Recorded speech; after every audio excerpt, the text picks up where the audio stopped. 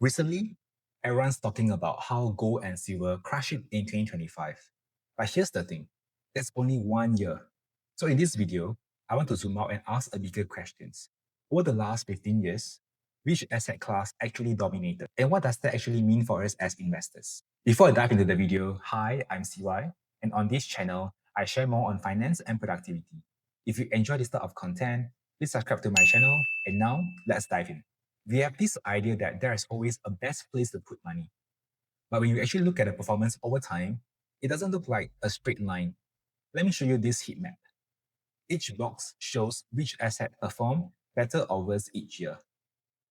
It represents the total returns for the particular year. And once you see it, it completely changes how you think about investing. Look at all the colors. Some years, stock dominate. Some years, bonds.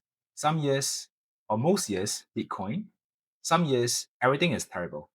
There is no single asset that wins every time. So instead of staring at everything at once, let's zoom in row by row and get a feel for what's happening. Take gold and silver, for example. It's always been seen as a safe haven. And yes, in 2025, both gold and silver absolutely exploded. But when you zoom out across this whole period, gold and silver isn't always on top. Sometimes it's in the middle of the pack, sometimes it's boring, and sometimes it lacks completely. So one good year doesn't mean something is the best investment ever.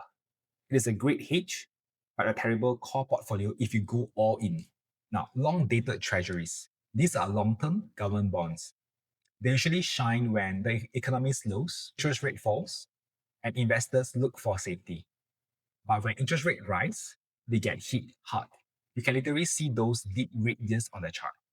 Long-dated bonds delivered strong returns during falling rate environment, but when inflation surged and rates spiked, they were crushed.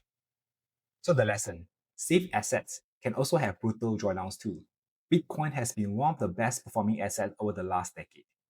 Look at the overall trend. Huge gains, adoption growing, institutional money flowing in.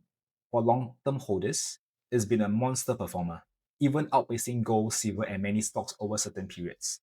But with strong returns comes volatility, which Bitcoin is showcasing just that in 2025. While others are performing, Bitcoin shrunk following a robust 2024. You can also see the drop in 2014, 2018, and 2022. Now, let's zoom into US large cap stocks. US large caps, driven by tech, dominated much of the period. Not the fastest in any single year, but consistently compounding. Time and earnings growth usually beats narrative. Now, let's look into other geography regions. We look into both global and Europe. Geography matters more than people think. In 2025, global and European markets are outperforming, mainly due to European defense stock outperforming the overall market, which led to a strong growth.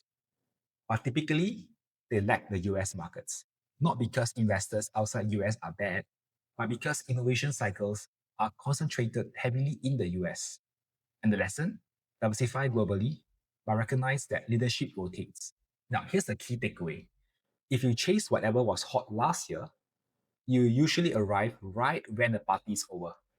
Meanwhile, the people who quietly diversify, they don't look smart in any single year, but they survive long enough to benefit across the whole cycle.